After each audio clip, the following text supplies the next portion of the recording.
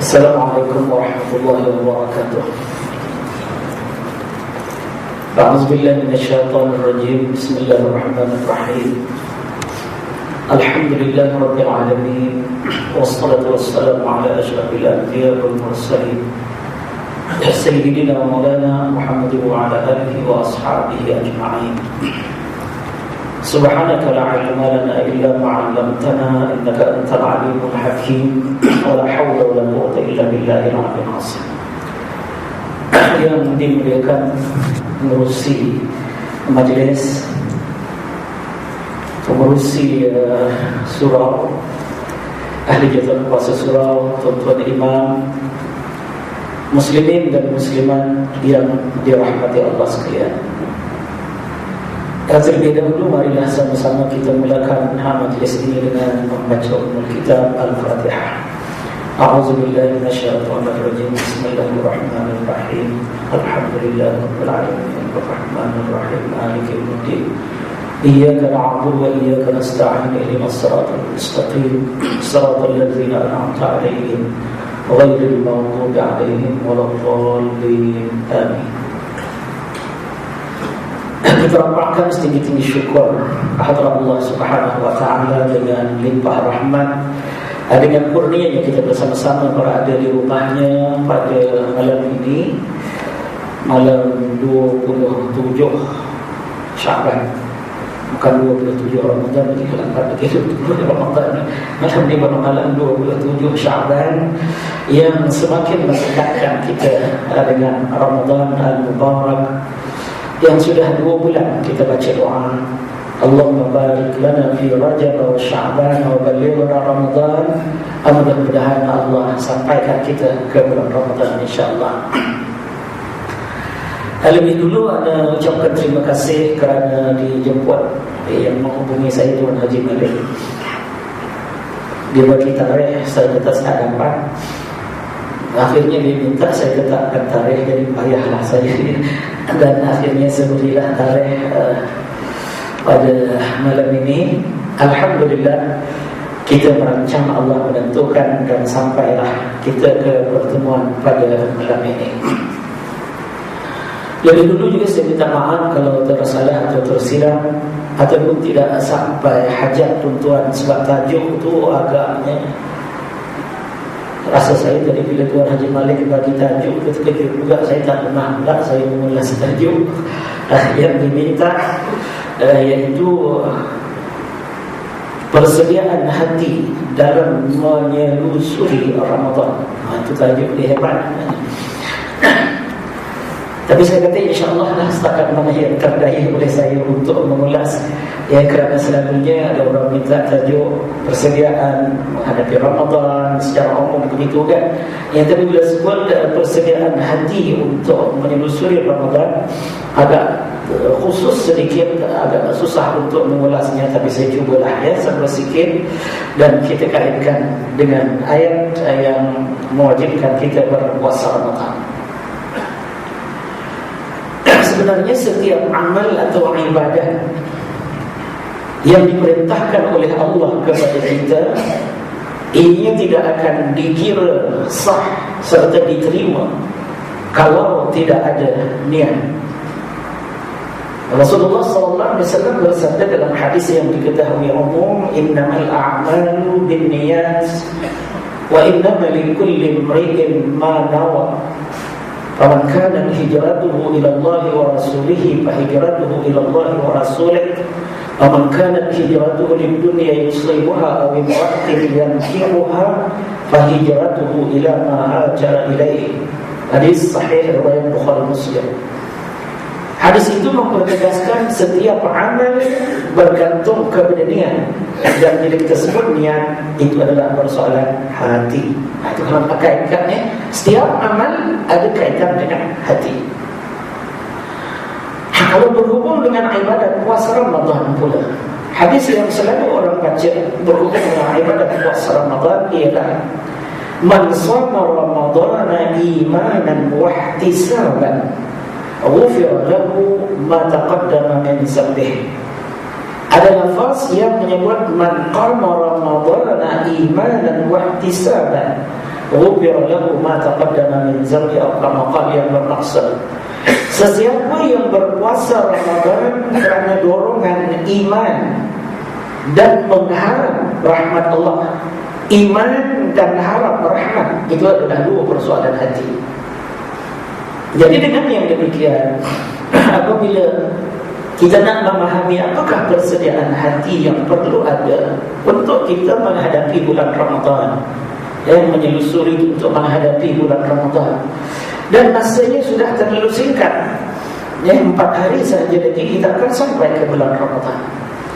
Oleh itu muslimin rahimakumullah, pada saya lah yang paling penting untuk kita kaitkan dengan persediaan hati ialah dengan merujuk kepada ayat yang berkaitan dengan ibadat puasa Ramadan itu sendiri. Ayat yang boleh dikatakan ramai orang dah hafal. Kalau ada Quran, ya, boleh tengok Quran. Yang hafal Quran tak payah tengok Quran. Yang tak ada Quran, ada Quran dia dalam telefon selalunya sekarang, boleh tengok. Ya, surah Al-Baqarah, ya, juzuk yang kedua, muka surat 28. Muka surat Quran ialah muka surat 28. Kita biasakan hidup kita ini berdampingan dengan Al-Quran, terutama semakin dekat dengan Ramadan ini. Ada 5 ayat sebenarnya yang mengulas mengenai ibadat puasa, ya, bermula dari ayat 183 hinggalah kepada ayat 187. Firman Allah bermula dengan Bismillahirrahmanirrahim. Ya ayyuhallazina amanu kutiba alaikumus shiyam kama kutiba alal ladzina min qablikum la'allakum tattaqun. Maksud ayat, wahai orang yang beriman. Itu dah ada kaitan dengan hati itu sebenarnya. Bila Allah panggil wahai orang yang beriman, siapa orang beriman? Tentu ditujukan ayat itu kepada kita. Kita berada di masjid ini kerana kita beriman lah. Tapi apa makna orang yang beriman menurut ta'rifan yang lebih jelas maksudnya? Saya suka huraian kepada orang beriman ini yang digunakan oleh Syekh Abdul Ati Buhairi, ya, dalam kitab dia tafsiran ayat-ayat Ya ayyuhallazina amanu. Itu satu tafsir yang bagus, ya. Nama kita tafsiran ayat-ayat Ya ayyuhallazina amanu, ada 2 juzuk di mana semua ayat yang dimulakan dengan Ya ayyuhallazina amanu dihuraikan. Dan pada banyak ayat-ayat ini dia akan sebut wahai orang yang beriman. Dia kata orang yang beriman itu orang yang redha Allah sebagai Tuhan, orang yang redha Nabi Muhammad sebagai Rasul, orang yang redha Al-Quran sebagai panduan, dan redha Islam itu sebagai agama. Itu makna allazina amanu. Jadi kalau sama-sama kita ingin mengulas puasa ini dari segi persediaan hati, sebenarnya kita perlu mendalami apa arti iman, kemudian kita kaitkan dengan matlamat puasa itu diwajibkan. InsyaAllah kalau kita benar-benar orang beriman dengan arti kata redha Allah sebagai Tuhan, selalu kita sebut mudah, ya. Kita selalu sebut raditu billahi rabba. Kadang-kadang ramai kita sebut radina billahi rabba. Saya redha Allah sebagai Rabb. Apa makna Rabb? Rabb itu Allah adalah Tuhan yang mencipta, memilih dan mengurus diri kita. Itu makna Rabb. Saya redha Allah sebagai Tuhan yang membuat saya. Setelah dia buat saya miliknya, dan saya redha dia urus diri saya. Redha adalah perkara yang berkaitan dengan hati. Redha suatu perkara yang ada kaitan dengan hati sebenarnya. Baik, betul tak kita redha? Jadi betulkan dulu sebelum kita nak menghadapi puasa ni, yang kita redha bertuhankan Allah. Bila kita redha bertuhankan Allah, nanti kita redha dengan kaedah pengurusan Allah terhadap diri kita. Kita akan redha terhadap pengurusan Allah terhadap diri kita. Dan dalam ayat puasa, Allah urus diri kita di bulan Ramadan dengan cara yang lain daripada bulan-bulan lain. Ya, sampai hari Sabtu malam InsyaAllah masih lagi boleh kita nak makan ke apa. Tapi masuk je waktu subuh Ahad tu dah tak boleh lagi dah. Sebab dah masuk dah, insyaAllah apabila masuk terbit fajar pada waktu pada pagi hari Ahad tu nanti, kita sudah pun wajib berpuasa Ramadan. Itu bentuk pengurusan Allah kepada kita di bulan Ramadan. Dan Allah beritahu kita tentang pengurusannya itu melalui Al-Quran, yang disebut dari orang beriman rida Quran sebagai buku panduan. Siapa yang sampaikan Al-Quran? Nabi Muhammad sallallahu alaihi wasallam. Kita rida Nabi Muhammad jadi rasul, lalu kita terima Quran. Dan ajaran yang ada dalam Quran itulah tadi yang membentuk syariat Islam. Maka kita rida Islam sebagai buku panduan. Apa Allah kata? Wahai orang yang beriman, kutiba alaikumus shiyam, diperuntukkan kepada kamu puasa, kama kutiba alal ladzina min qablikum, seperti mana ia diwajibkan kepada orang sebelum dari kamu. Matlamat itu penting. Kerana di situ kita kena betulkan hati. Untuk apa Allah wajibkan puasa? La'allakum tattaqun. Itu ingatkan. Kerana kita kadang-kadang buat sesuatu tanpa mengingati matlamat, lalu kita rasa selesai dengan buat. Sebenarnya kita buat sesuatu nak capai matlamat. Ianya hanya boleh kita rasakan selesai kalau matlamat tercapai, bukan semata-mata buat. Ramai orang salat tapi dia lupa apa matlamat salat. Sebab itu dia salat, dia masih lagi maksiat. Sedangkan Allah kata innas salata tanha 'anil fahsya'i wal munkar. Itu matlamat. Salat itu menghalang kamu dari perbuatan keji dan munkar. Ada orang tunai zakat, tapi dia pun tak sedar asal Allah wajibkan zakat. Dia ingat zakat wajib. Bagus kita ingat hukum zakat wajib, tapi lebih bagus kalau kita tahu mengapa zakat diwajibkan, supaya bila kita keluarkan, kita tanya diri kita, saya capai tak matlamat zakat itu diwajibkan. Rujuk juga kepada Al-Quran yang disampaikan oleh Nabi Muhammad sallallahu alaihi wasallam, khuz min amwalihim sadaqatan tutahhiruhum wa tuzakkihim biha. Ambil oleh Muhammad sebahagian daripada harta orang yang cukup syarat itu sedekah, yakni zakat. Untuk apa? Membersihkan jiwa mereka dan harta mereka. Baik, muslimin rahimahullah, salat ada tujuan khusus, zakat ada tujuan khusus, haji pun ada. Kalau kita nak rujuk wa'azzim bin nasi bil haji ya'tuka rijalu wa 'ala kulli dhamiri yatina min kulli fajjin 'amir, tujuan dia liyashhadu manafi'a lakum wa liyadhkuru ismallah. Baik, tetapi apabila Allah menyebut puasa, tujuannya dalam bentuk yang umum, la'allakum tattaqun, supaya kamu jadi orang takwa.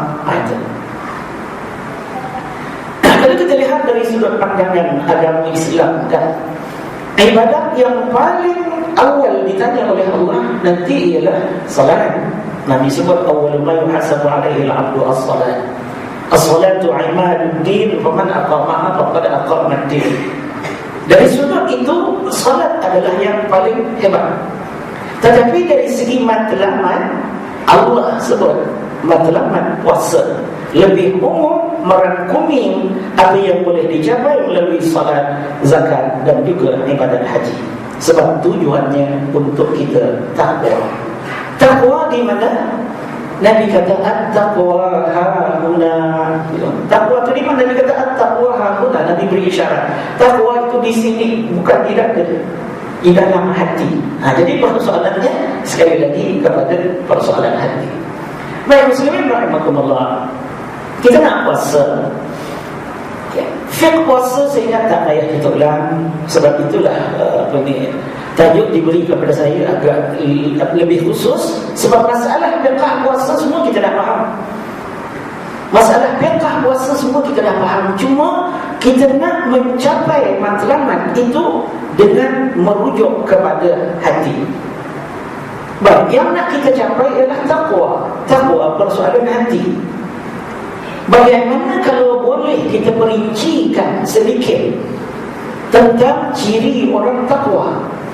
Karena kalau makna takwa ini tiap-tiap Jumat imam akan sebutkan ittaqullah. Kadang-kadang baca ayat ya ayyuhallazina amanu ittaqullaha haqqa tuqatih wa la tamutunna illa wa antum muslimun. Apa dia takwa? Buat yang disuruh, tinggal yang dilarang. Itu dah dalam bentuk praktik tu. Buat yang disuruh. Tadi kita salat, kita takwa. Dari segi praktiknya, tinggal yang dilarang. Tak ada di antara kita yang salat tadi tidak menutup aurat. Maknanya yang kita buat tadi sebahagian dari ciri orang takwa. Sebab takwa buat yang disuruh, tinggal yang dilarang. Tapi mari kita rujuk untuk sebab sesuatu yang umum jadi payah sikit kita nak mempraktikkannya nanti. Kalau ada orang beritahu kepada kita, ustaz kita, Quran sebut wa tazawwadu fa inna khairaz zadi taqwa. Sediakanlah bekalan, sebaik-baik bekalan itu ialah takwa. Macam mana saya nak capai takwa tu, ustaz? Untuk itu kita rujuk ke ayat-ayat awal dalam surat Al-Baqarah, kerana di sana agak didetailkan dan ianya pada umum berkaitan dengan hati. Kita baca surat Al-Baqarah. Bismillahirrahmanirrahim. Alif Lam Mim. Allah saja yang tahu apa maksudnya.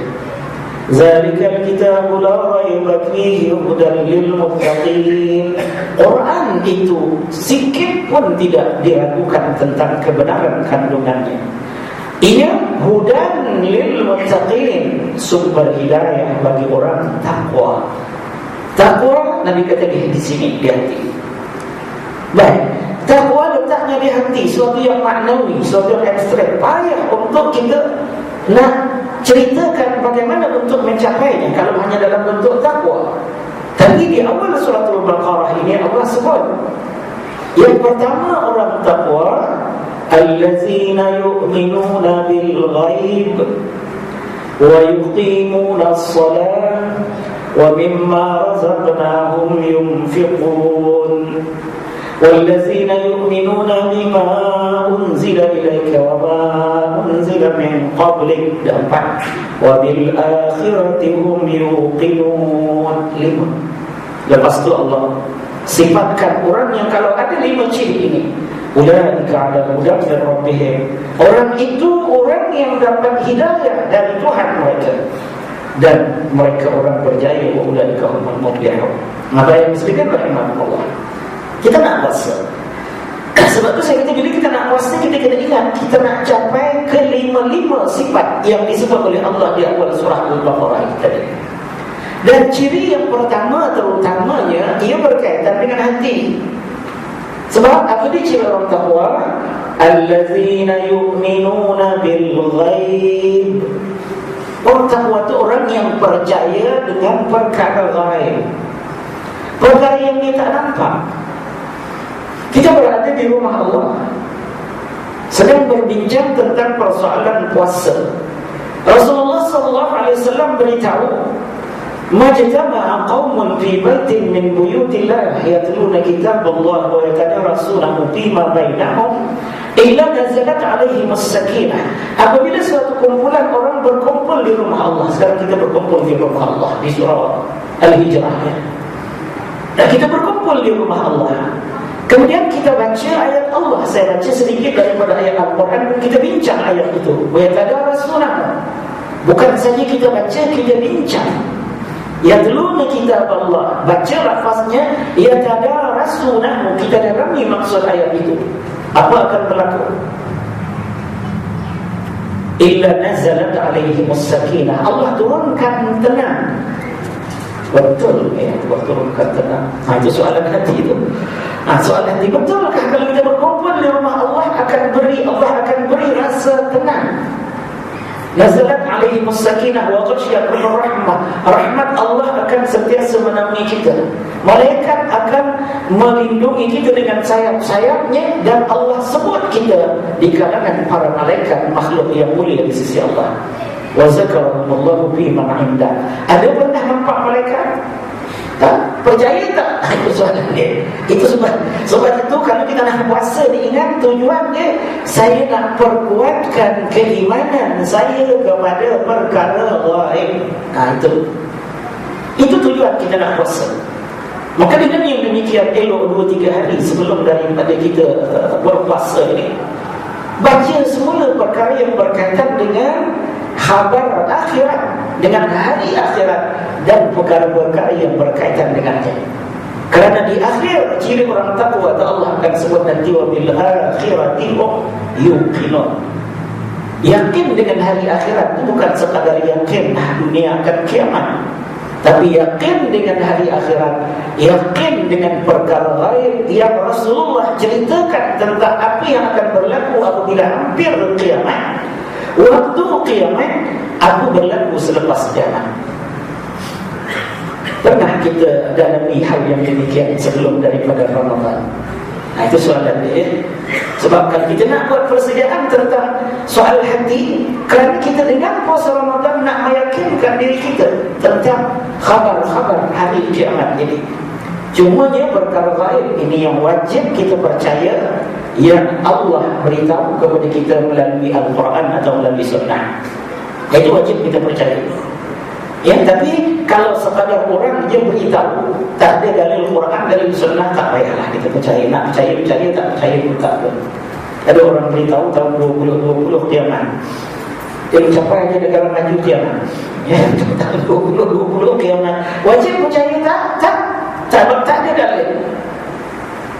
Tapi kita wajib percaya bahawa dunia ini akan kiamat. Itu beza di antara yang gaib yang wajib kita percayai. Baik muslimin rahimakumullah, kalau nak kaitkan dengan puasa, walaupun sebahagian ulama mengatakan bahawa hadis yang membahagikan Ramadan kepada 3 peringkat itu adalah hadis dhaif, yang menyatakan Ramadan awwaluhu rahmah wa awsatuhu maghfirah wa akhiruhu 'itqun minan nar, termasuk dalam sebarai kumpulan hadis-hadis dhaif.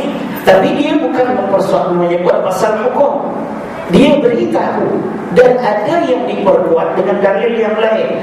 Awal rahmah, pertengahan maghfirah tak jelas, tapi akhiruhu itqun minan nar diperkuat dengan kesungguhan Rasulullah meminta kita melebihkan ibadat pada 10 malam terakhir. Baik, yakin tak kita yang demikian? Mudah-mudahan tuan-tuan di surau Al-Hijrah ini yakin. Mudah-mudahan jumlahnya nanti 10 malam pertama dengan 10 malam terakhir itu lebih kurang sama je orang datang terawih kan. Baru minggu lepas kat surau, kat rumah saya tu, tapi saya tak hadir, isteri saya hadir. Imam kami buat tazkirah, sebab minggu lepas kita buat satu tahlil dan ada tazkirah sebut nama Ramadan aja. Tak ada panggil orang lain, imam kami sajalah, Ustaz Barin nama dia beri tazkirah. Di antara yang dia sebut, tuan-tuan dia kata malam ni ramai sebab kita ada makan, ada tahlil, walaupun tak nama tahlil perdana, tapi ramai yang hadir. Cuma saya nak beritahu dia, tuan-tuan, 10 malam pertama tu tak payahlah berebut-rebut nak hadir ke surau untuk sembahyang tarawih. Berebut-rebutlah kita pada 10 malam yang akhir. Ini ada kaitan dengan soal hati, soal iman. Sebab Allah mula tadi, wahai orang yang beriman. Apa dia iman? Iman ialah tasdiq bil jinan, membenarkan dengan hati terhadap perkara gaib. Kita tak nampak kelebihan di 10 malam terakhir, tapi diberitahu melalui perbuatan Rasulullah. Percaya atau tidak? Yakin atau tidak? Itu soalan. Malam ini kita tanya hati kita, dan kita berniat untuk saya meyakinkan diri saya bahawa pada 10 malam terakhir itu adalah waktu yang sepatutnya saya bersungguh-sungguh untuk mengabdikan diri kepada Allah. Kalau orang nak buat umrah pun 10 malam terakhir itu lebih mahal harganya. Yang itu menunjukkan bahawa 10 malam terakhir memang ada kehebatan. Tetapi apa yang berlaku kepada kita? Kalau kita di kalangan orang yang cukup jaga 10 malam terakhir, orang yang hatinya alhamdulillah telah kuat imannya. Sebab iman bermula dengan tasdiq bil jinan. iqrar bil lisan, al-amalu bil arkan.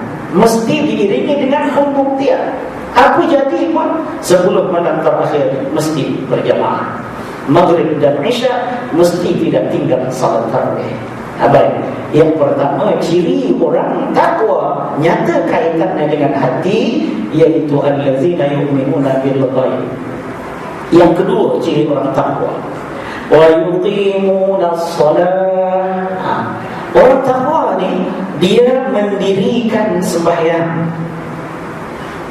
Kalau tak salah saya dalam Quran Allah tak pernah sebut wa yu'adduna shalah. Ada pernah dibuat ayat wa yu'adduna shalah. Dia yuqimuna shalah, iqamatus shalah.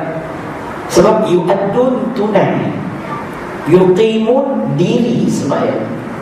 Dia ada beza di antara buat saja dengan mendirikan solat. Maka sebab itu sama ada kita nak mendirikan salat atau sekadar menunaikan salat, lagi sekali ada kaitan dengan hati kita. Kalau kita dirikan salat, maknanya salat itu kita lakukan dengan cara yang sebaik-baiknya. Kita hanya buat salat dengan cara yang sebaik-baiknya apabila hati kita seakan-akan melihat Allah sedang memerhatikan kita waktu kita salat. Ada kaitan dengan hati. Seakan-akan kita salat itu Allah lihat, terutama pada 10 malam terakhir. Sebab ada ulama yang mentakrifkan takwa. Dia takwa itu ialah Allah lihat kamu di tempat yang Allah suka dia melihat kamu, dan Allah tidak dapati kamu bila Allah pandang di tempat yang Allah tidak suka. Itu makna takwa menurut sebagian ulama. Takwa itu Allah lihat di mana Allah suka kita berada. Alhamdulillah sekarang ni Allah lihat di surau kita ada di sini. Kita orang takwa. Tapi kalau Allah lihat di tempat maksiat, kita tak ada, kita orang takwa. Tapi kalau sebaliknya, di tempat yang Allah suka, dia tengok kita, ditengok oleh Allah, tak ada rupanya dia ni. 10 malam terakhir Allah tengok kita, tak ada rupanya dia ni. Bukan uzur, bukan uzur, tetapi dia dah keletihan. Keletihan sebab tiap-tiap malam sehingga pertengahan bulan Ramadan dia tengok bola yang semakin menarik perhatian. Maksud saya itulah tadi yuqimuna shalah, bukan sekadar buat. Sebab itu muslimin rahimahumullah, salat ini yang penting ialah kita dirikan dia dengan sebaik-baiknya, bukan berapa banyak rakaat yang kita buat. Alhamdulillah semua kita dah sedar mengenai hal yang demikian, ya. Kalau dulu yang penting ialah 20 rakaat. Sekarang kita tidak lagi itu menjadi keutamaan. Yang berupaya itu lebih hebat. Tapi yang lebih utama kepada kita ialah salat dengan penuh rasa al-itmi'nan, dengan rasa tenang, menghayati bacaan-bacaan yang kita dengar dari imam, menghayati setiap patah kalimah yang kita ucapkan. Sebab iqamatus salah, yuqimuna salah bergantung kepada setakat mana khusyuknya kita melakukan. Ya, baru-baru ni hari Ahad minggu lepas saya di kuliah subuh. Lepas kuliah subuh, biasanya sebelum saya tutup, saya buka soalan. Ada seorang hamba Allah tanya saya, Ustaz itu, macam mana nak buang rasa dendam dan marah waktu salat? Itu kejut juga. Pak Azhar tu dia ada kawan saya datang tadi. Macam mana nak buang rasa dendam dan marah? Itu kejut. Rupanya tengah salat pun dia ada timbul rasa dendam, tengah salat pun timbul rasa marah. Macam mana nak buang itu? Kalau waktu kita salat banyak benda yang Allah tak suruh kita ingat, waktu itu kita ingat, itu tanda salat kita tak khusyuk. Mudah je kalau kita nak salat siang ni khusyuk ke tak khusyuk. Waktu salat tu banyak tak benda yang kita ingat, tapi Allah suruh kita lupakan. Yang Allah suruh ingat, kita tidak ingat pada waktu salat. Secara ringkas ya, kalau makna khusyuk ada kaitan dengan hati. Soal khusyuk ini di hati. Khusyuk ialah perhatian yang kita berikan terhadap suatu ibadat supaya kita dapat buat seperti diperintah oleh Allah. Itu dengan makna yang mudah untuk kita praktik. Perhatian yang kita berikan kepada ibadat itu supaya kita dapat laksanakan seperti yang Allah suruh, sekurang-kurangnya ikut keupayaan kita. Sebab tu orang kalau tanya saya benar-benar khusyuk, saya kata ingat kepada salat itu sendiri sekurang-kurangnya. Kerana ada orang waktu salat pun dia tak ingat dia salat. Kita macam mana Ustaz nak ingat salat? Salat tu kan ada rukun hati, ada rukun qauli, ada rukun fi'li. Kalau waktu kita buat rukun qauli, walaupun bukan rukun tapi jenis qauli, untuk kita khusyuk, kita beri perhatian kepada apa yang kita sebut. Sebab itu kita dengar imam baca Fatihah sepatah-sepatah dengan sebutan yang menepati makhraj, sebab dia beri perhatian. InsyaAllah kalau imam tu dia nak betulkan bacaan, hati dia tak ingat dan delay, sebab dia nak betulkan bacaan. Kalau yang lebih berkeupayaan bukan sekadar nak betulkan bacaannya, ingat apa maksud setiap lafaz yang dia sebut, insyaAllah datang khusyuk. Tapi kalau kita tak, mulut kita hanya baca je, kita pun tak ingat apa yang kita baca, macam mana sepatutnya kita baca, biar datang rasa marah, datang rasa dendam, yang datang rasa lambat imam ni beri salam. Sebab kita tak beri perhatian pun. Bukan panjang sangat sebenarnya kalau imam baca tahiyat akhir sampai habis selawat Ibrahimiyah dan doa, itu tak panjang mana pun. Tapi kerana dia tadi tidak beri perhatian kepada apa yang dia baca, sebab itu cepat sangat habis. Lepas tu bila dia dah habis, Allah dia kata panjang Pak imam ni baca. Bukan panjang, imam baca dengan lebih tertib. Jadi bagaimana nak dapat khusyuk? Beri perhatian. Ramadan kita kena iqamatis salat. Perhatikan salat kita itu dibuat dengan lebih baik, dan tambahkan salat kita di bulan Ramadan berbanding dengan bulan-bulan yang lain dengan salat sunat, khususnya salat tarawih. Jangan tinggalkan witir walaupun hanya sunat muakkad sepanjang Ramadan. Ini persoalan hati kita. Kalau kita yakin kepada kelebihan yang Allah beri di bulan Ramadan, maka untuk meningkatkan takwa, jaga salat. Yaqimun as-salat. Yang ketiga, ciri orang yang bertakwa, wa mimma razaqnahum yunfiqun, dan sebahagian dari rezeki yang kami berikan kepada mereka, mereka infakkan di jalan Allah. Kita tidak ada motivasi atau dorongan yang kuat untuk menginfakkan harta di jalan Allah kalau kita tidak punya iman yang kokoh terhadap janji-janji Allah Subhanahu wa ta'ala, terhadap janji-janji Allah. Dan di antara janji Allah ini ada kaitan dengan yang pertama yang saya sebut, allazina yu'minuna bil ghaib, beriman dengan perkara ghaib. Setiap orang yang menginfakkan hartanya di jalan Allah, dorongannya bagi orang biasa berbezalah dengan orang yang sudah sampai ke maqam yang tinggi, yang hanya buat sesuatu semata-mata kerana Allah suruh. Kita di peringkat orang awam ini, selalunya bila nak buat, ada dorongan yang disebut oleh Rasulullah SAW bagi kita orang awam. Apa pasal ramai orang puasa nak? Sebab ada hadis Nabi, man shama Ramadan fa atba'ahu bi sittin min Syawal faka'annama shama sanatan kullaha. Siapa yang puasa Ramadan diiringinya dengan 6 hari Syawal, macam dia puasa sebulan sepenuhnya, setahun, bukan sebulan, sanatan, setahun, kullaha, sepenuhnya. Dengan 6 hari dapat setahun, itu kita buat. Itu kita orang biasa. Baik, soal infak, apa yang patut kita ingat dorongan Allah, tapi ini juga ghaib. Allah Subhanahu wa ta'ala berfirman, masalul ladzina yunfiquna amwalahum fi sabilillahi kamathali habbah anbatat sab'a sanabila fi kulli sumbulatin mi'atu habbah wallahu yudha'ifu liman yasha' wallahu wasi'un 'alim. Yakin tak? Apa maksud ayat? Perbandingan orang yang infakkan hartanya di jalan Allah, bukan di bulan Ramadan. Di bulan Ramadan lebih lagi.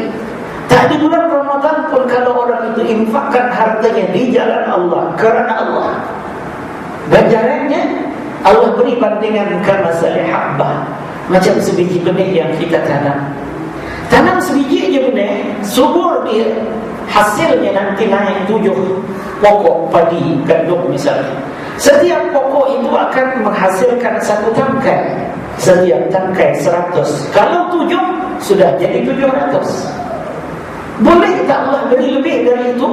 Jawapannya ya, terutama di bulan Ramadan. Sebab bulan Ramadan Allah gandakan pahala ibadat sunat jadi macam ibadat wajib. Percaya tak? Inilah yang kata hati. Itu yang saya nak kaitkan dengan persoalan hati. Percaya atau tidak kita? Kalau kita percaya, maka kita akan menginfak sebanyak-banyaknya di bulan Ramadan. Nah, infak macam mana Ustaz? Belanja bulan Ramadan ni lebih tinggi daripada bukan bulan Ramadan. Itu yang selalu kan. Nah, infak macam mana kita belanja lebih tinggi? Kalau lebih tinggi belanja di bulan Ramadan, dia tidak menghayati Ramadan itu diwajibkan oleh Allah Subhanahu wa ta'ala. Sepatutnya belanja di bulan Ramadan lebih rendah daripada bukan di bulan Ramadan. Ya, sebab di bulan Ramadan subuh kita bukan lalu sangat makan. Ada orang makan sahur, Allah Ustaz, itu saya makan sahur di selera betul lah. Dah 20 atau 15 akhir itu kadang-kadang kalau kita tidak ingat kepada khabar ghaib, ya. Kata Rasulullah SAW, manusia itu, umatku sentiasa dalam keadaan keberkatan selama mereka menyegerakan berbuka dan juga mentakhirkan sahur. Bahkan bersahur itu sendiri barakah. Tasahharu fa inna bis sahuri barakah, kata Nabi. Bersahurlah, pada bersahur itu ada keberkatan. Maka kita bangun kerana yakin kepada barakah. Barakah adalah satu daripada perkara yang lain. Ya, jadi kita lakukan itu kerana kita percaya kepada perkara lain. Infak 1 dibalas 700, bahkan lebih daripada itu. Maka sebab itu diriwayatkan Rasulullah SAW, muslimin rahimahullah, infaknya di bulan Ramadan jauh lebih hebat daripada infak sebelum Ramadan. Mudah-mudahan kita pun begitu. Alhamdulillah, semua surau, semua masjid setiap tahun melaporkan derma yang diterima di bulan Ramadan berganda berbanding dengan bulan yang lain. Dan mudah-mudahan tahun ini kita jadi lebih baik daripada tahun yang lalu. Kita jadi lebih baik daripada tahun yang lalu. Mudah-mudahan tahun ini infak banyak-banyak. Ya, tahun depan mungkin susah sikit kerana GST sudah dilaksanakan. Tahun ini belum lagi. Ramadan tahun hadapan mungkin susah sikit sebab GST dah dilaksanakan nanti. Baik, muslimin rahimakumullah, saya nak habiskan ciri orang takwa, kemudian saya nak balik kepada ayat pasal Ramadan tadi. Apa dia lagi ciri orang takwa? Sambung dengan ayat wallazina yu'minuna bima unzila ilaika wa ma unzila min qablik. Orang bertakwa itu orang yang beriman dengan apa yang diturunkan kepadamu wahai Muhammad dan yang diturunkan sebelum daripadamu, Taurat, Injil, Zabur. Yang diturunkan kepada Muhammad ialah Quran. Allah sebut apa? Wallazina yu'minun, orang beriman. Fahami betul-betul makna iman. Iman ada kaitan dengan hati. Apa makna beriman dengan apa yang diturunkan kepadamu? Makna beriman dengan Al-Quran ialah dia yakin yang pertama Quran itu adalah kalam Allah yang hebat daripada segala kalam-kalam yang lain. Kehebatan Al-Quran, Quran sajalah satu-satunya yang kalaupun kita tak faham, kita baca, kita dapat pahala. Tak faham pun kita baca, kita dapat pahala. Itu kelebihan Al-Quran. Kemudian kalau kita kata kita beriman dengan bulan Ramadan, betulkan hati kita, saya baca Quran, saya nak beramal dengan tuntutan Quran sepanjang Ramadan. Apa yang selalu kita langgar di bulan Ramadan daripada ayat-ayat Al-Quran? Apa yang selalu kita langgar di bulan Ramadan? Makan, minum, memang kita makan, kita minum. Sebab Allah suruh makan, minum. Allah kata, kulu washrabu, makanlah dan minumlah kamu. Waktu yang makan, kamu banyak beli. Washrabu dan minumlah, itu yang air, segala jenis air itu. Tapi jangan dibaca ayat sekadar kulu washrabu, sambung wala tusrifu innallaha la yuhibbul musrifin. Allah kata makan, minum, jangan melampau. Allah tak suka orang melampau. Bila sudah melampau, kita melanggar larangan Allah. Ayat lain Allah sebut secara khusus, wala tubazzir tabzira innal mubazzirina kanu ikhwana syayatin wa kana asy-syaitanu li rabbih kafura. Allah kata jangan membazir. Orang membazir saudara syaitan. Syaitan itu kufur kepada Tuhannya. Yang payah itu di bulan Ramadan, syaitan Allah ikat dia jadi saudara syaitan, dia pula yang bekerja bagi pihak syaitan. Sebab itu kita jaga baik-baik. Jaga hati kita di bulan Ramadan. Saya tak nak langsung membazir. Ingat, ini soal hati kita.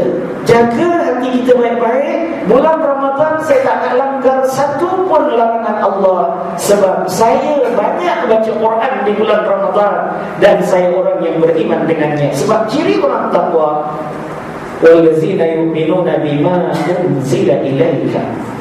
Ingat muslimin rahimakumullah.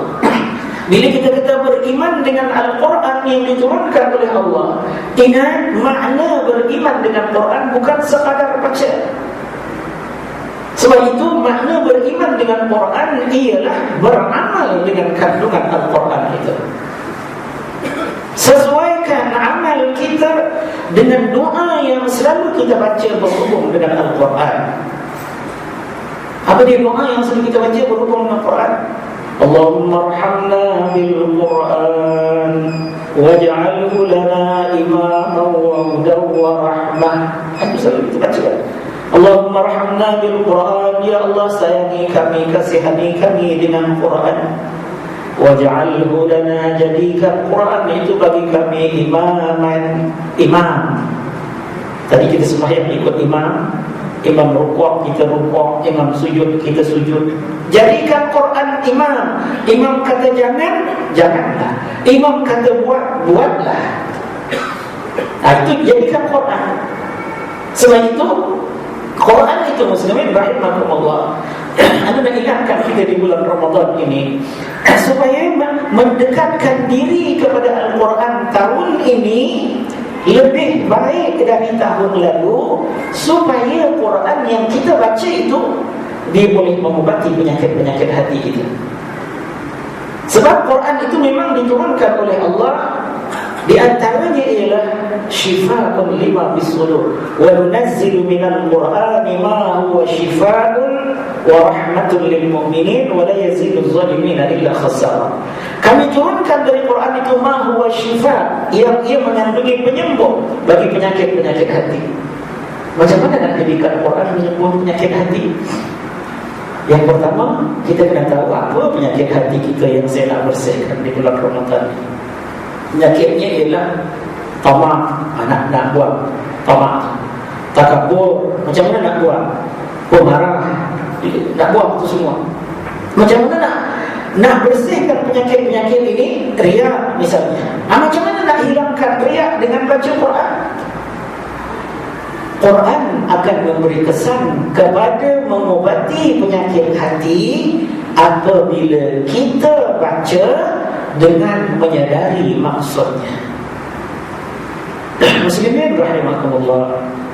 Sebab itulah konsep tadarus yang sebenar bukan sekadar baca dan perhatikan tajwidnya, tapi konsep tadarus yang sebenar ialah baca Al-Quran pahami dan hayati maksudnya, yang disebut juga oleh sebagian ulama sebagai tadabbur.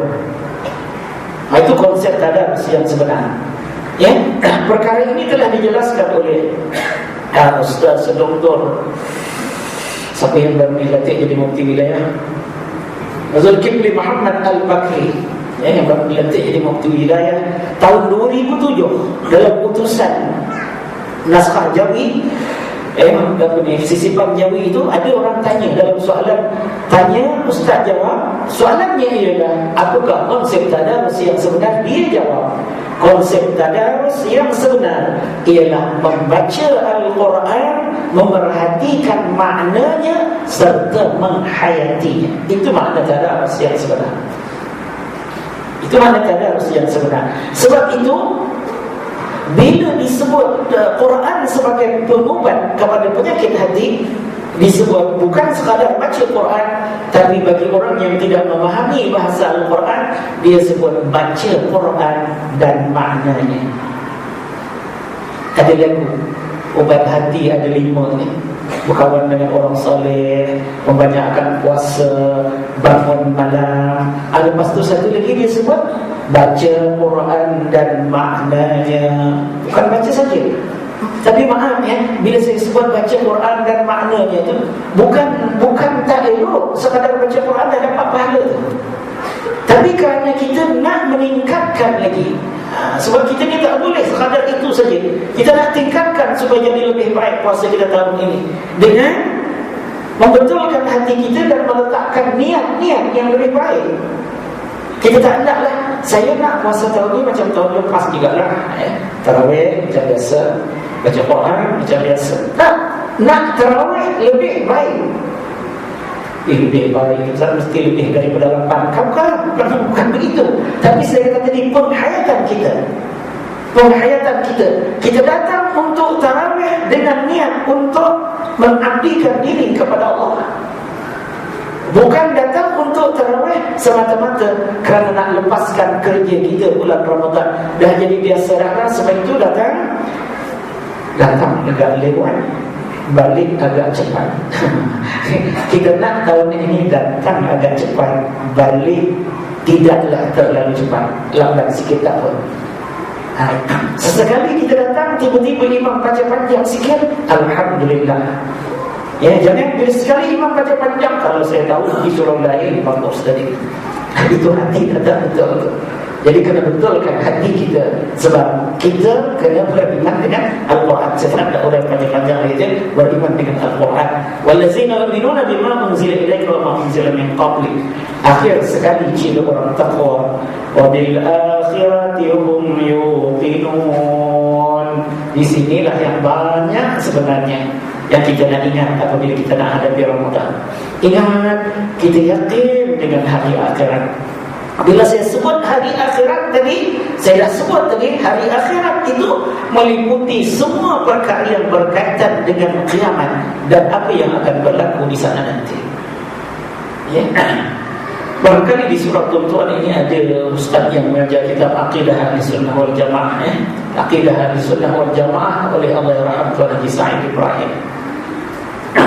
Kalau kita baca dalam kitab itu, Aqidah Ahlussunnah wal Jamaah, kita lihat dalam menguraikan rukun-rukun iman yang 6, di antara yang terpanjang ialah bab beriman kepada hari akhirat. Kalau dulu kita mengaji tauhid, bab beriman kepada hari akhirat itu bukan panjang. Tapi dalam kitab itu yang panjang bab beriman kepada hari akhirat. Kerana dia akan cerita semua hadis atau ayat Quran mengikut tajuk-tajuk yang meliputi semua persoalan akhirat. Dia akan sebut tanda-tanda awal kiamat. Dia akan sebut tanda-tanda hampir benar kiamat. Lepas tu dia akan sebut nama-nama hari kiamat, kemudian apa yang berlaku selepas kiamat. Bagi orang yang akan masuk neraka, orang yang masuk syurga, segala nikmatnya. Bahkan dalam kitab tu dia sebut sampai kepada cerita orang terakhir masuk syurga. Maksud saya lengkap tu.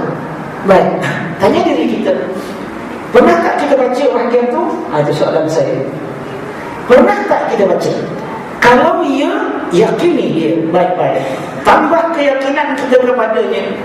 Kalau belum baca, di antara yang baik dibaca ialah membaca tentang khabar-khabar kiamat ini, merujuk kepada kitab Aqidah Ahlussunnah wal Jamaah, sama ada naskah Jami atau naskah Rumi. Kerana dia ada Jami ada Rumi pun. Ya, kerana darinya nanti kita akan dapat dorongan untuk taat apabila kita baca kisah Ashabul Jannah. Kita akan jadi takut untuk melakukan maksiat apabila kita baca kisah Ashabun Nar. Dan itulah yang nak kita capai dari Al-Quran yang kita baca di bulan Ramadan. Ya, maka sebab itu anda selalu sebut, yang penting bukan berapa kali khatam, tapi yang penting berapa banyak kita memahami ayat-ayat Al-Quran yang kita baca di bulan Ramadan ini. 2 malam lepas di satu surah anda sebut ini, ada seorang muslimat tanya, Ustaz, dia kata, memang bagus kalau kita baca Quran dengan makna dan kita tadabbur. Tapi soalnya Ustaz, macam mana kalau kita baca tiba-tiba kita tak faham je nanti?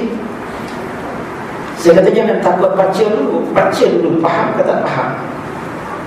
Tak betul, kadang-kadang orang takut nak baca terjemahan Al-Quran. Saya takut nanti tak faham.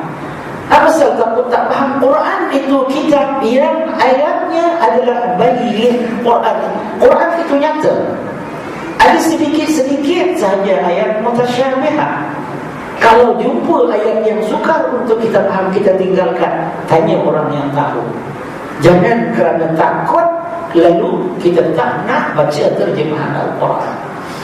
Muslimin rahimakumullah, bayangkan betapa tak kenanya kita apabila sudah ratusan kali, ribuan kali kita baca Yasin. Tanya diri kita, pernah tak saya baca Yasin dari awal sampai akhir berserta dengan maknanya? Kalau belum, bayangkan, maknanya ada yang tak kena pada kita dari sudut ilmu dan amal. Apa dia salah dari sudut ilmu? Kita tidak melihat kepentingan memahami Al-Quran.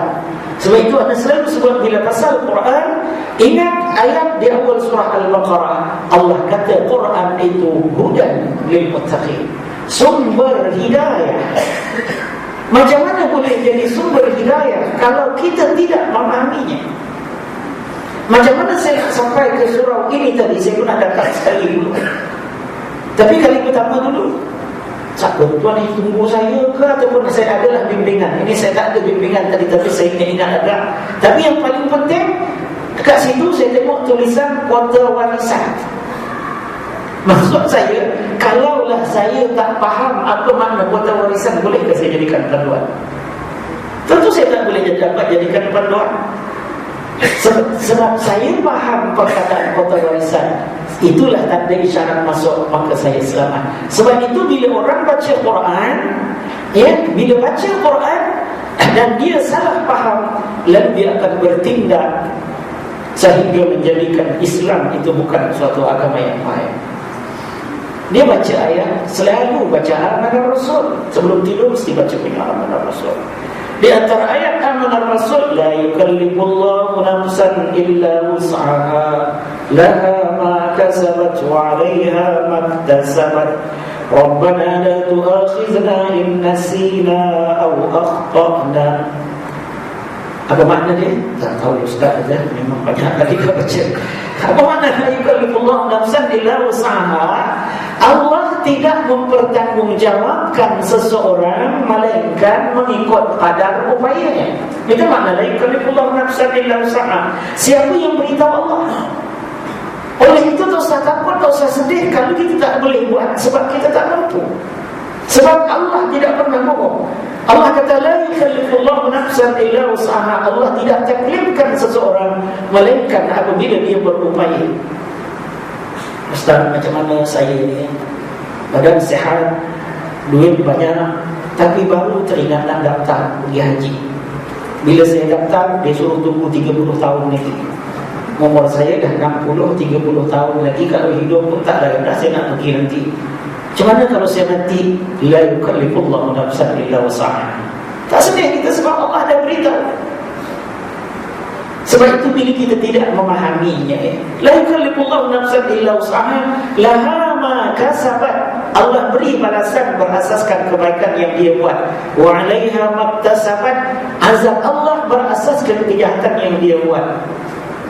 Kemudian Rabbana la tu'akhizna in nasina wa akhtana. Wahai Tuhan, jangan salahkan kami kalau kami itu lupa, atau akhtana, atau kami tersalah. Yang mengada-ngada sebab dia makan coklat Cadbury banyak. Bila dia makan, orang beritahu dia ada dia bagi. Macam mana dia kata kita nak pergi umrah, macam mana kita nak sembahyang menghadap Allah, darah kita dah jadi darah najis, macam mana nak basuh najis muka Allah lah dalam tali-tali perut kita. Siapa suruh? Padahal dia baca la yukallifullahu nafsan illa wus'aha. Yang dah kita makan, kita tak tahu, itu memang tak upaya kita nak tolak. Oleh itu jangan sedih, itu tak ada jadi masalah. Itulah faedah dia memahami Al-Quran berbanding dengan hanya membaca sahaja.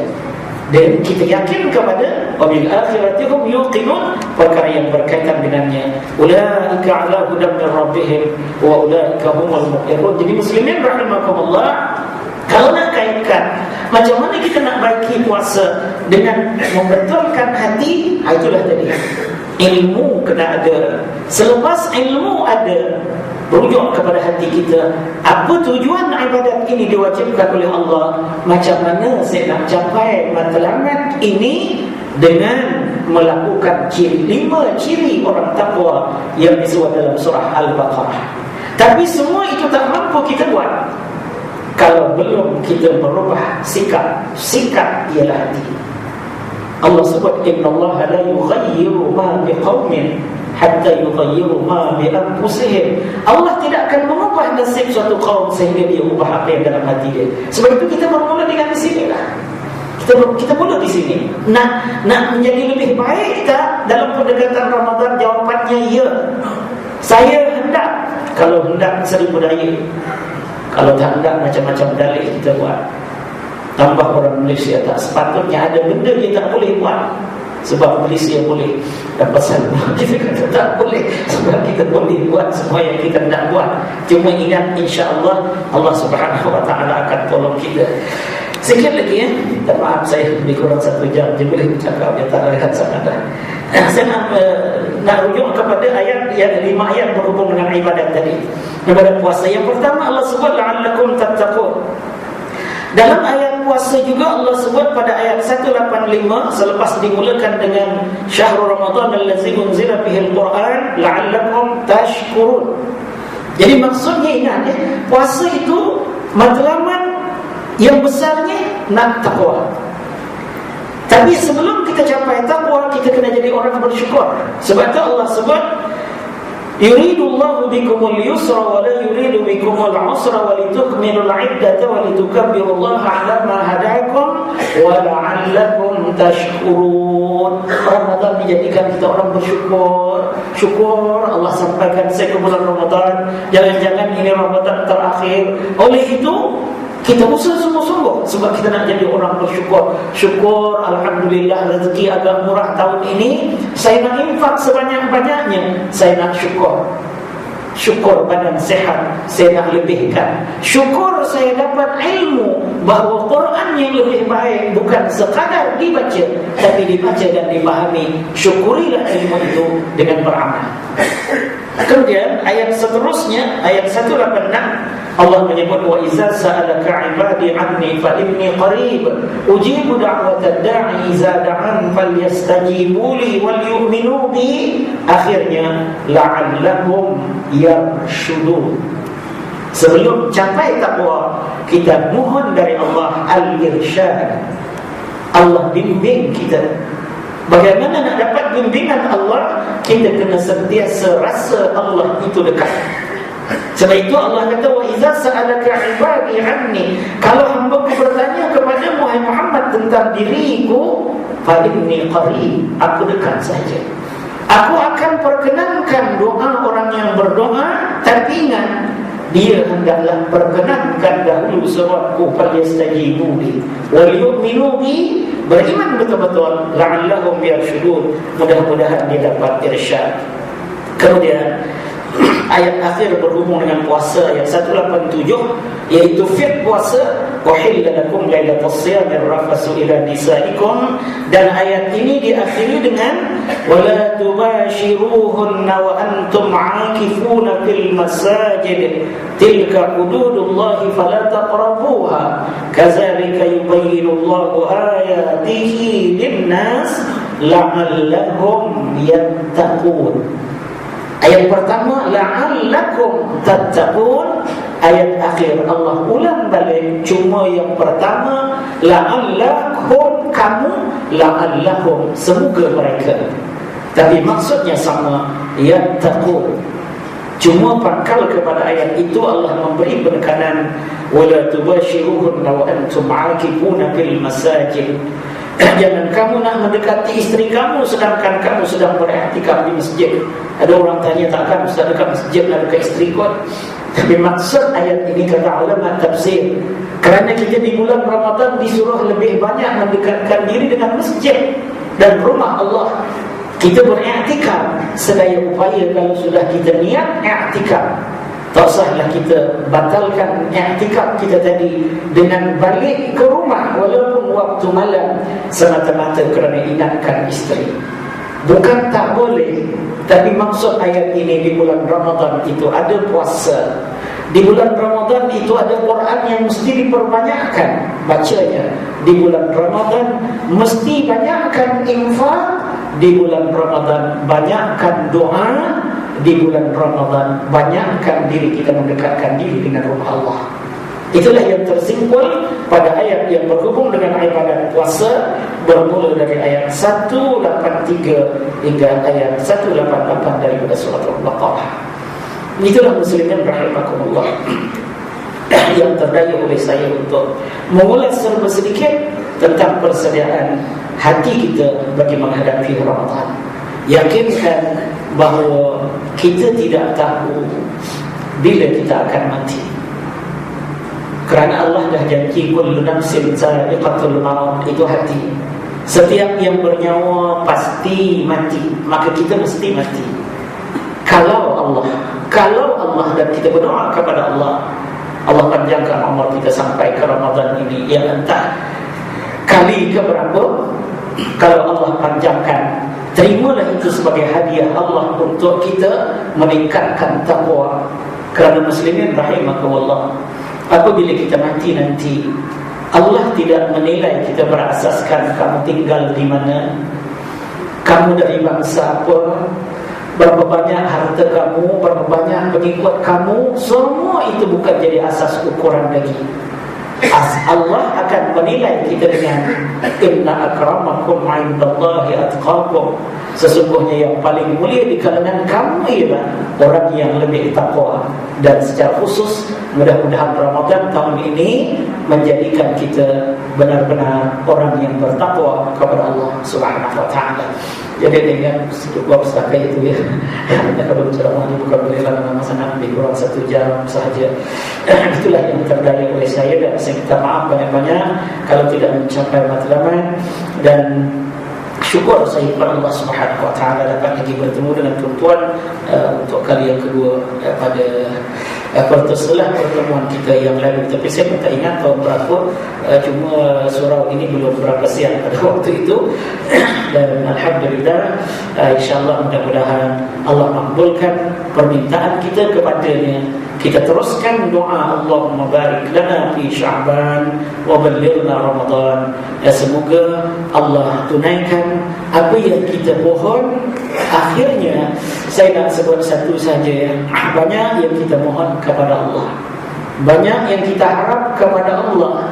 Tapi ingatlah apa yang disebut oleh Syekh Ibn Athaillah As-Sakandari dalam kitab Hikam dia, ar-raja'u ma qaranahu 'amalun wa illa fahuwa umniyatun.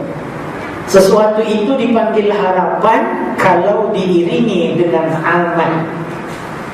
Ya, kalau kita harap mesti ada amal. Tapi kalau kita sebut kita berharap, kita baca doa, tapi kita tidak beramal, itu dipanggil umniyah, yakni angan-angan kosong saja. Semoga kita menjadi orang yang berharap, kerana Allah akan makbulkan harapan orang yang benar-benar berharap. Semoga kita tidak jadi orang yang berangan-angan saja. Sekali lagi saya ucap terima kasih dijemput. Sekali lagi saya mohon maaf banyak-banyak salah silap. Jadi sekadar itu saja. Ataupun ada nak soal? Tak ada ya. Kalau tak ada sekadar itu, aku qauli hadza wa astaghfirullahalazim li wa lakum. Wabillahi taufiq wal hidayah. Wassalamualaikum warahmatullahi wabarakatuh.